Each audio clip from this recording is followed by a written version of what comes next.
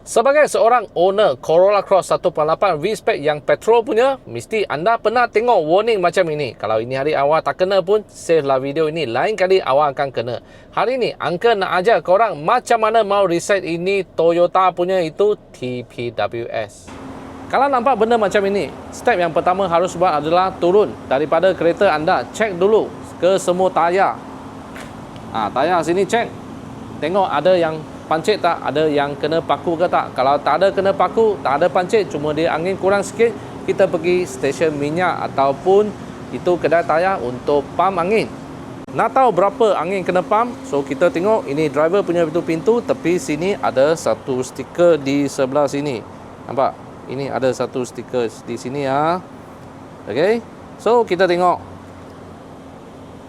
Depan 230, belakang 230. You ikut ini saja pump, then dia boleh okey punya.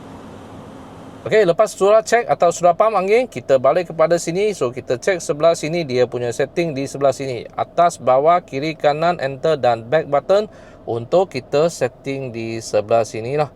Okey, first anda tolak ke sebelah kanan. Sampai ini setting, kita turun ke bawah, kita cari ini vehicle setting, tekan OK. Sudah tekan OK. Right, dia akan masuk ini page TPWS dengan PBD. Kita turun ke bawah sini dan kita tekan OK. Lepas tu sampai sini set pressure, kita tekan OK dan hold lama-lama. Bila sudah tekan OK dan hold lama-lama, dia akan tulis setting TPWS. Lepas setting sudah, itu logo ini akan hilang lah. Alright, begitulah cara-cara macam mana kita nak reset itu Toyota Corolla Cross 1.8 V-Spec yang petrol punya, dia punya itu tayar pressure punya warning lah.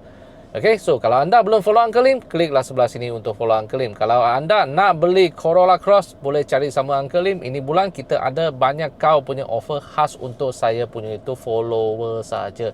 Kedai Uncle di mana? Di Toyota Balakong, Selangor.